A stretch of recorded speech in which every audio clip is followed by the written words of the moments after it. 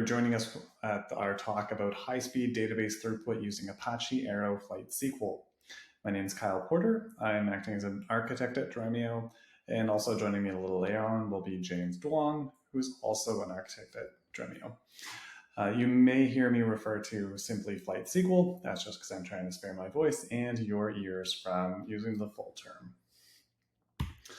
So today I'm going to give you a brief introduction to Arrow Flight, starting with Arrow itself, and then we'll talk a little bit about Arrow Flight SQL, and then I'll hand it over to James to talk about what you guys are probably more interested in, which is the performance aspects of Arrow Flight SQL. So what is Apache Arrow? Arrow is a columnar in-memory data format along with a bunch of supporting libraries. And I believe it was originally created to help applications share data. Instead of having to serialize it into a whole bunch of different formats, you could just share Arrow buffers and just save a massive amount on the SRD costs that typically go along with this. And Arrow is supported in many different languages, including C++, Java, Python, Go, and a couple others we'll touch on the next slide. But it's very well supported and continuing to grow. It has a very active community. The data within the Arrow buffers is strongly typed. So each row, we'll say, has the same schema. So if you're looking to use it like a Mongo or something, where every document has something different in it, Arrow is not currently at that stage yet. I think more work would have to go on to get to that. Some of the libraries that come along with Arrow, it has a computation engine that can do SIMD operations. It has an inter-process communication library, has SRD from different file formats, and a bunch of other libraries that are in the project. And finally, it's fully open source. It has the Apache license and isn't overly restrictive. A little bit more is that Arrow powers many open source and commercial technologies. I'm biased to Dremio, but it also supports Spark, NVIDIA, Turbo ODBC, Parquet, etc. And there's more than just the languages I mentioned before. There's also Rust and Ruby and JavaScript and more being added all the time. And lest you think that Arrow is just a small project, here you can see the graph of downloads over time, with more than 70 downloads, in the last month. So it's a bigger project. It's well supported. So that's just the barest minimum about Arrow. And so why would you need Arrow Flight, or what is Arrow Flight? Well, Arrow Flight's an open protocol that has a community can support instead of it being something proprietary. And it's really designed for data nowadays in the modern age. If you think about some of the older protocols, they're much more oriented towards rows. So way back in the day, you may have few rows, but you'd have a large number of columns in those rows. These days, even if you have a large number of columns, the number of rows typically vastly outweighs that. And Arrow's columnar format is really oriented towards that. You get a massive amount of compression from that, which makes it much more efficient. One of the other nice things about Arrow Flight is that it supports distributed computing as a client-side concept, which really means that you can, instead of like the traditional one-to-one protocol, you can have a many-to-one or a many-to-many or one-to-many if you want. But a client can retrieve from endpoints in parallel, or many clients can retrieve from many endpoints in parallel. Depends on how you implement. And so the nice part is that, Arrow Flight's meant for transporting Arrow buffers across machines. So Arrow on its own will help you transfer data on a machine. Arrow Flight will help you transfer between machines. And it can be particularly efficient if, your server side uses Arrow buffers and your client side uses Arrow buffers, because then you just totally skip the conversion costs. And I believe that I've heard, and I don't have it off the top of my head, but I've heard numbers that you can avoid 80% of the SRD costs, if not 90% of the SRD costs, when you're dealing with this, which can be quite significant. And so here there's just a graph or a picture showing, traditionally on the top, you have your database on the right, your client on the left. So if your database is column-based, you would convert it into a row-based format to send through a JDBC or ODBC driver, let's say. And then you send it over to your client, convert it back into column-based, which is, that's a lot of overhead. So if you're using Arrow, if your database is column-based, Arrow is column-based, and client's column-based, so you pretty much just ship it across. And if the column-based format is Arrow, you're in better shape. So again, this is just a simple example. And so Arrow Flight is a generic RPC framework for sending arrow buffers. So it has some primitive actions. Here it's showing 3 of them: get, flight, inflow, the return value, and do get. So if we have our server on the left-hand side here and the client on the right, this would show like a single node example where the client sends a get, flight, info with a query in it. And in this case, the server represents Dremio. And so you send the query to Dremio. Dremio will send you back an information which has the schema for the query. And then a set of endpoints where every endpoint represents a node that the client can go to get the data or parts of the data. And the client will then turn around to one of the endpoints and issue a do get using the ticket from the endpoint to retrieve the data. So extending that example out to a multi-node scenario, if we skip the get, flight, info call, because that would be exactly the same, and instead the endpoints, there was multiple endpoints, the client could then go to each endpoint and issue a do get to stream the data back in parallel. And again, I've seen prior examples where there are orders of magnitude speed up improvements, and James will talk a little bit about some of the performance implications later on.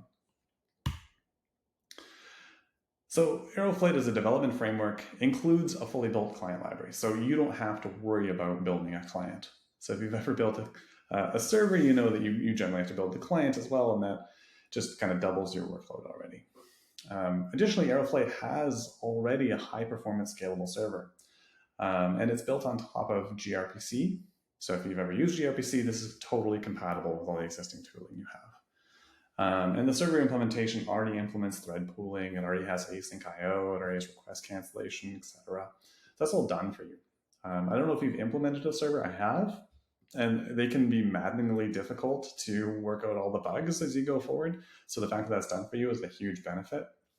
And really all that's left is you have to implement a few RPC request handlers for the different low-level actions, such as the get, flight, info, the get, and so on and so forth.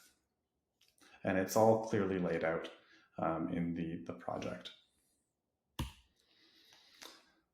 So again, that's a pretty brief overview of ArrowFlight. So then we come to ArrowFlight SQL.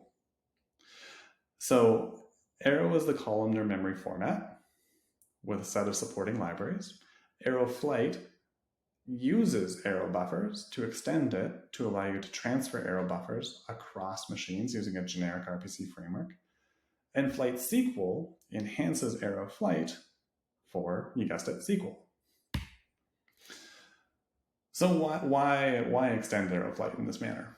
Well, if you go look at ArrowFlight, you'll see that the client sends an opaque byte stream and the server just sends back a result.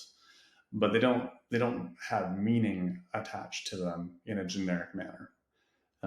Each server has a meaning attached to the actions. So for example, when I send a get flight info, Dremio will interpret the byte stream as a UTF-8 encoded SQL query. If I send that to a different server, it will have a different interpretation. Further to that, if I'm trying to use this as a generic client on a database, I'm probably going to want to describe what's in the database. And the catalog information isn't part of ArrowFlight's design because it's a generic RPC framework. So it's not possible to build generic tooling with ArrowFlight to talk to more than a single database, right?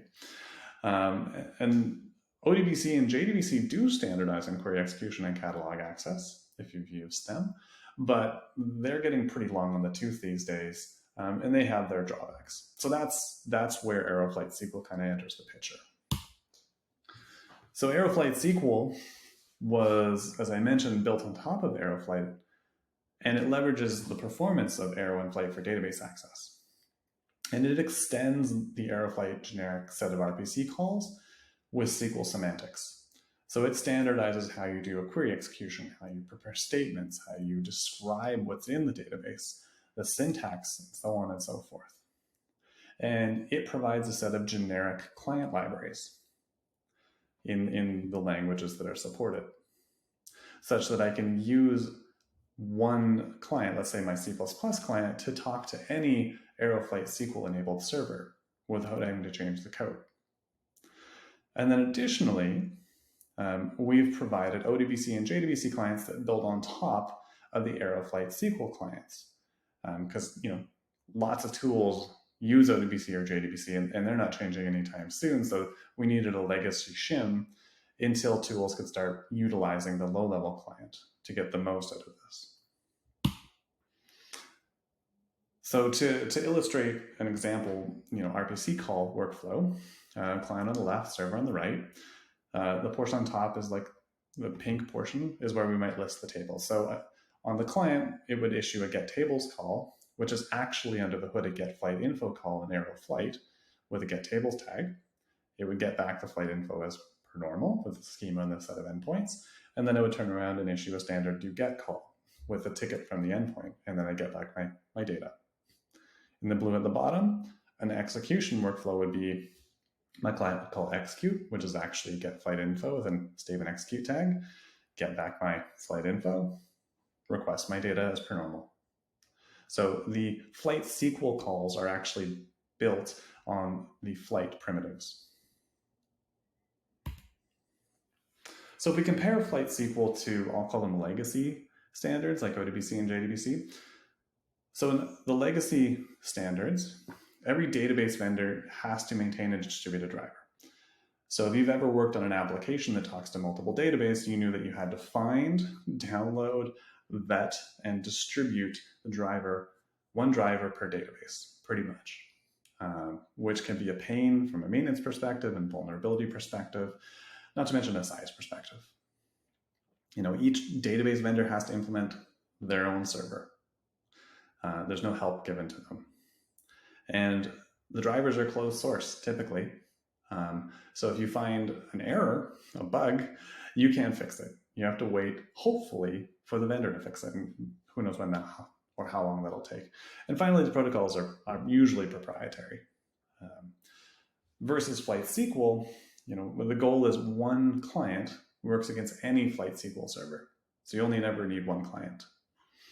The server implementation is already part of Flight, so you don't really have to implement the server. All you have to do is implement the handlers.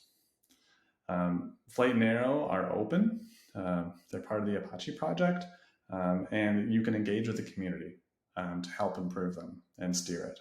And finally, the protocol is gRPC. It's pretty open. So in terms of status of where Flight SQL is, the initial version was actually released with Arrow 7, which included support for C++ and Java clients and servers. And I believe that there are more being built right now. More recently, enhancements to column and data type metadata, those have been adopted into Arrow. And even more recently, support for transactions and query cancellation have been accepted. So obviously, this is open for contributions. There's additional language support that we'd like to get to, more features. I know one that was under discussion and maybe implemented now is an enhancement for small results to cut down on some of the back and forth. There was a JDBC driver, I believe that was merged in within the last month. So it acts as a legacy shim, so you can connect the standard set of database tools these days using Arrow Flight SQL under the hood, so you can get the advantages. And that should be released in Arrow 10.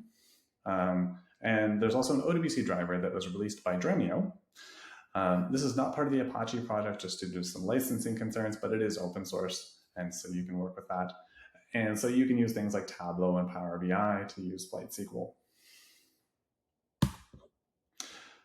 So I've given you the brief overview of Arrow, Arrow Flight, and Arrow Flight SQL. So I'm going to hand it over to James to talk about the performance implications of this. Hi, everyone. It's James here. I'm going to be talking about the performance for Aeroflight and how it compares to a legacy technology like ODBC. So we're going to test both ODBC and Aeroflight using Python. ODBC will be tested using pyodbc, and Aeroflight will be tested using PyArrow. Under the hood, both of these libraries use native code. They're Python libraries that wrap in native code. PyODBC wraps the ODBC driver manager and an ODBC driver, whereas PyArrow wraps Arrow C++ libraries and the Arrow Flight client written in C++.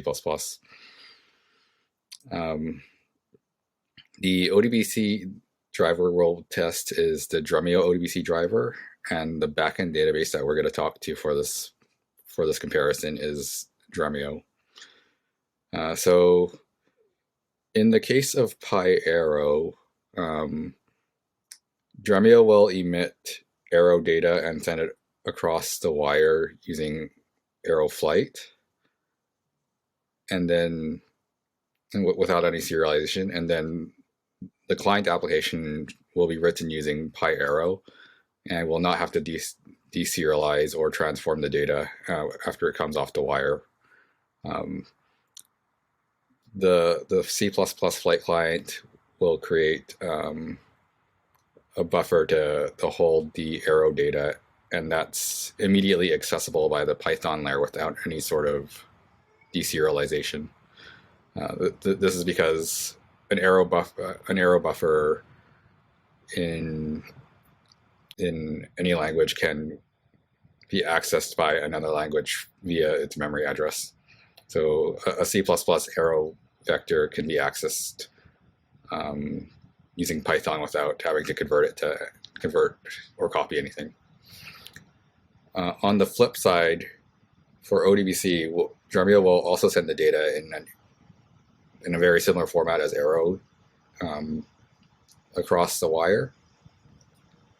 The ODBC driver will convert the columnar arrow data into ODBC objects. And then pyodbc will convert these ODBC objects into Python primitives like integers, doubles, and bigints, for example. So there's a significant deserialization cost here, converting from Arrow to ODBC and then ODBC to Python. And the effects of this are very visible here. In this slide, we see that we ran a query and got 500,000 rows.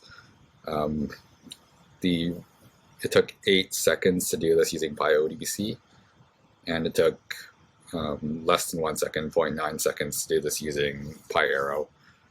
And this is without using any of the parallelism functionality in Aeroflight.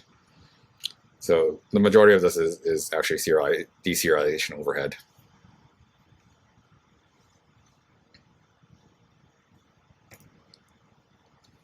We could take a look at the code we used for this test case here. On the left side, it's pyodbc, and on the right side, it's a PyArrow.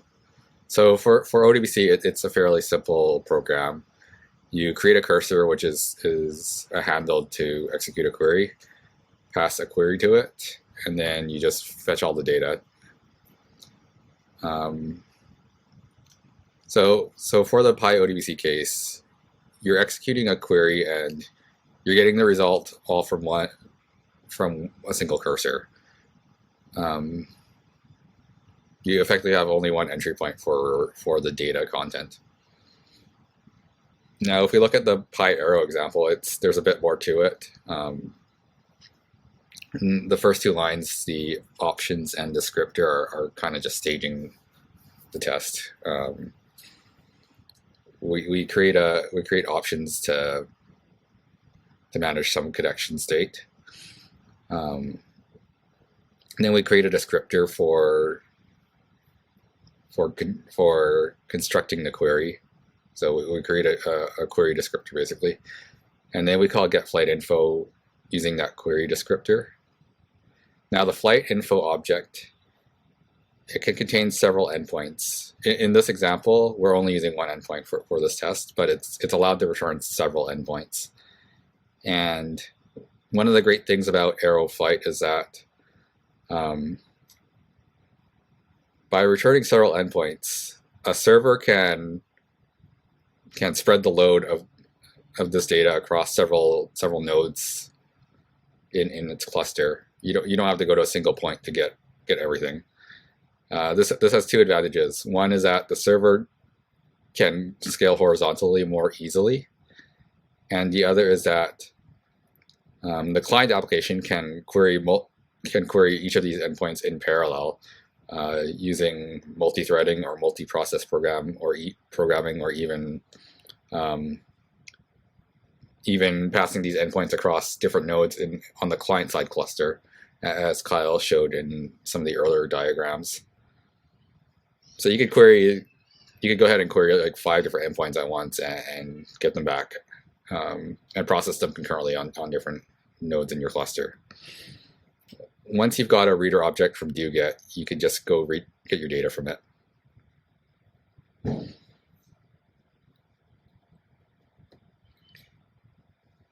So this slide is really just talking about how to write performant programs using Arrow.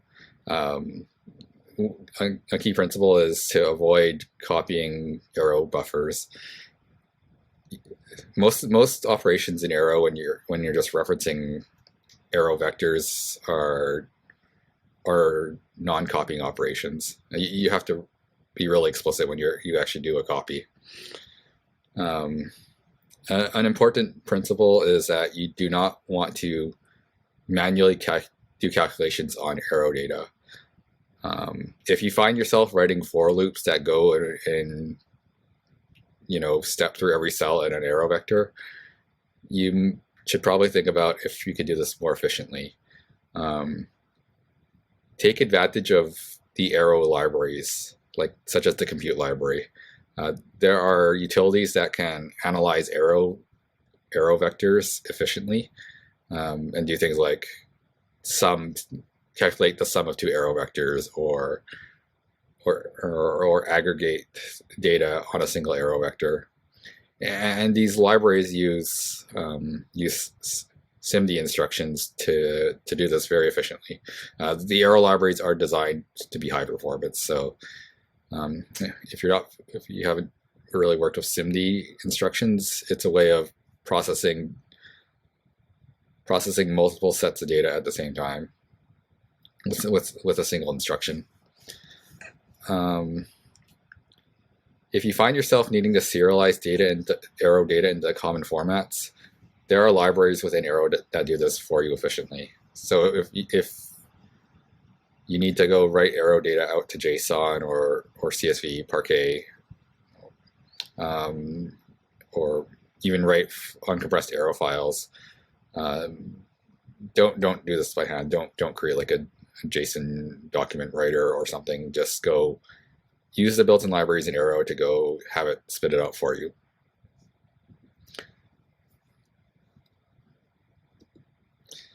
So that's really the end of this presentation. Now earlier Kyle mentioned some of the milestones that the Arrow Flight project went through, and we have links here to some of these events. So the Flight SQL announcement, and when it got merged into the Arrow project, we have links to the ODBC driver code base, which is spread across 2 GitHub repos under Dremio. There's a link to the JDBC drivers location within the Arrow code base, and there's a link to the Jira about some improvements we can make to the Arrow Flight SQL JDBC driver. If you're interested in contributing to the project, that'd be awesome. So thank you for attending our presentation.